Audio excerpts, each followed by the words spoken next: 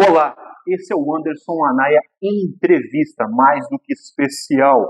Sou o Anderson Anaia, editor-chefe do portal www.anaianews.com.br e diretamente do canal no YouTube Anaia News, onde fazemos jornalismo sério e imparcial e de alto impacto e relevância social. E jornalismo de alto impacto e relevância social combina com pessoas de alto impacto e relevância social. E hoje estou aqui com mais um grandíssimo intelectual aqui de São José do Rio Preto, uma referência na área da pesquisa acadêmica, na área do campo da linguística também, né? É uma das áreas que você pega também, né, João Paulo? Linguística aplicada. Linguística aplicada. Ele é doutor em letras, mestre em letras, especializado em comunicação, graduado em letras, e ele é pesquisador da Unesp e da USP também, em diversos segmentos. E a gente vai bater um papo aqui com ele. E, não menos importante, escritor, e ele também é dono de uma editora com 10 livros publicados, né? 10 meus. 10 livros. E a editora já tem mais de 200. E, não menos importante mesmo, o João Paulo ele já contribuiu para diversos jornais e ele tem mais de 300 artigos escritos em diversos jornais de relevância nacional. Tudo bem, João Paulo? Tudo bem. Muito obrigado pelo convite. É uma alegria participar. O prazer é todo meu. E aí? Por que escolha pela letras? Cara, essa história foi engraçada, porque quando eu estava no último ano do colégio, eu entrei numa piração de medicina, e na época eu tinha 3 primos que faziam letras aqui nessa faculdade. E aí, na hora de fazer a inscrição para a Unesp, aquele apavoro, aquela coisa, aí um desses meus primos é que foi me buscar pra gente ir ao banco, aquela coisa, e a minha ficha estava em branco ainda, que eu estava apavorado, né? Eu tinha dado 190 candidatos por vaga em Botucatu, aquela coisa assim. Aí ele falou, ó, vou fazer a tua inscrição em letras. E assim eu prestei 10 medicinas e uma letra, e entrei no IBILSE, comecei a fazer o curso integral, fazia cursinho à noite, mas aí fiz isso por um semestre, aí já comecei a me interessar, fui me apaixonando pela área e estou aí até hoje. Como começou a carreira de pesquisa? A carreira de pesquisa começou ainda no primeiro ano de faculdade. Iniciação científica. Iniciação científica, porque eu tinha algumas curiosidades, né? Começou antes da iniciação científica, porque eu fiz um ano de estágio básico para depois começar a iniciação científica. E aí foi um negócio bem legal, eu participei de um projeto do meu primeiro orientador, professor Douglas Altamiro Cônsulo.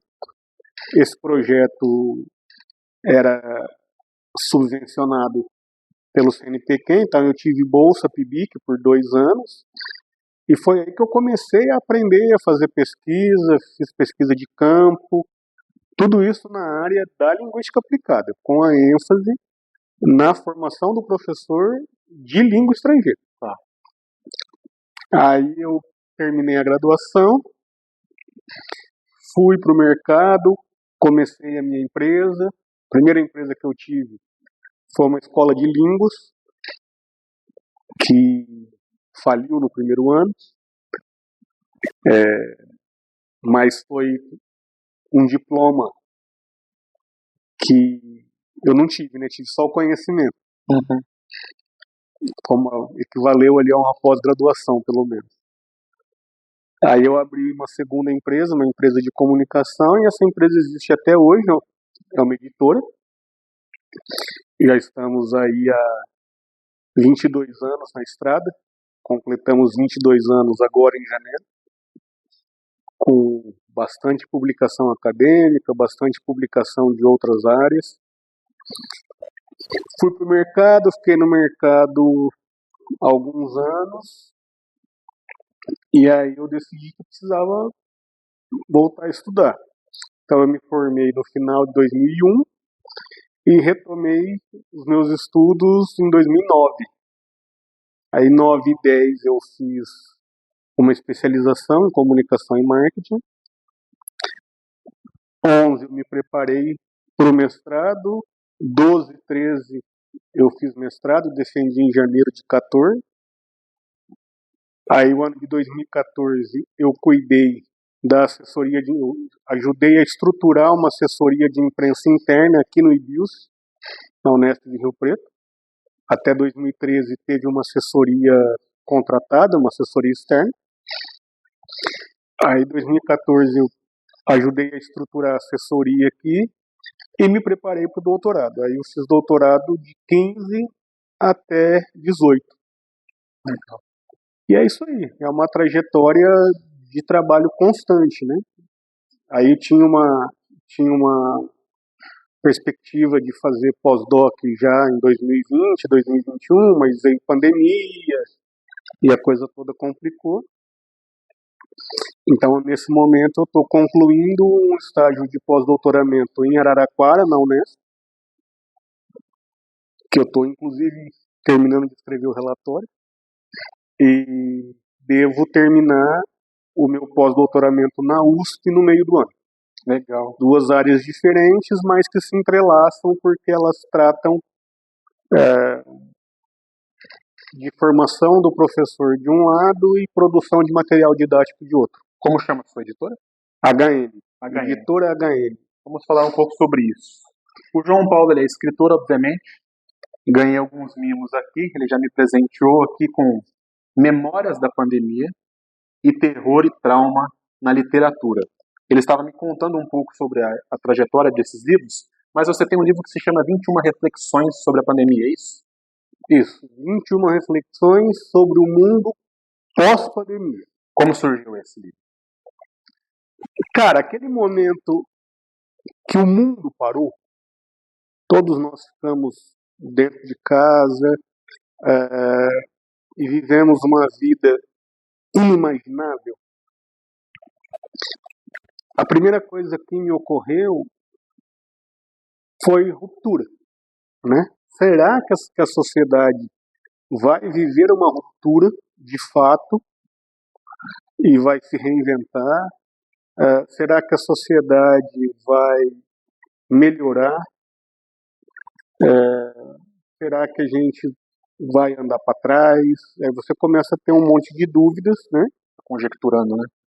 E eu imaginava desde o começo que nós pudéssemos melhorar, né? Mudar para melhor. Mas aí eu comecei a pensar em diversas áreas e em alguns nomes que eu poderia convidar para uma publicação. E é muito importante que as pessoas entendam que o trabalho do escritor, o trabalho do editor, envolve muitas vezes mais tempo planejando do que executando, né? Aquela brincadeirinha, né, aquele ditado, um versinho do Djavan, que a abelha que se prepara, né, vale o tempo que ela não voou. Então, assim, a gente tem que passar um tempo ali planejando, afiando o machado, para a hora que chegar o momento da execução, a gente está pronto. E esse livro levou quase um ano para ser planejado, porque eu queria reunir um time bacana. Só que a primeira coisa que acontece quando a gente quer reunir um time bacana é o quê? Não. Você convida, seu convidado fala não. Você convida, seu convidado fala não, né? E nessa de ouvir não, eu ganhei um não do Chomsky, eu ganhei um não. Só um segundinho, pessoal, só para as pessoas se situarem, Noam Chomsky é só hoje considerado o maior intelectual vivo. Pode continuar. Eu ouvi um não no Harari. Mas eu também ouvi sim.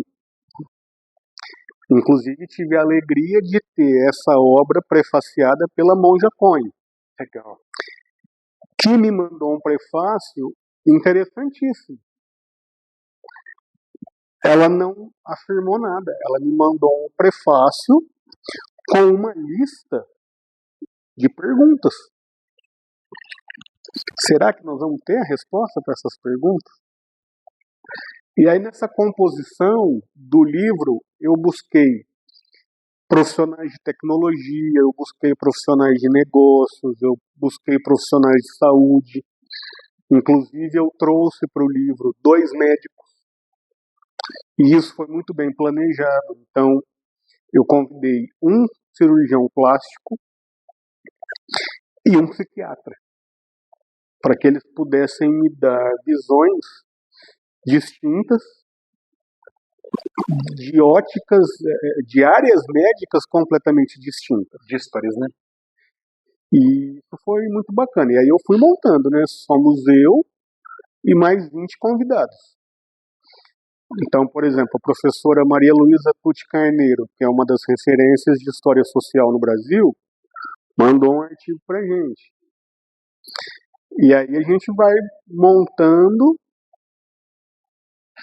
Fazer um livro é fácil. Depois que você recebeu todo o material, né, para eu convidar 21 pessoas, aliás, para eu publicar 21 pessoas, eu convidei muitas mais, né?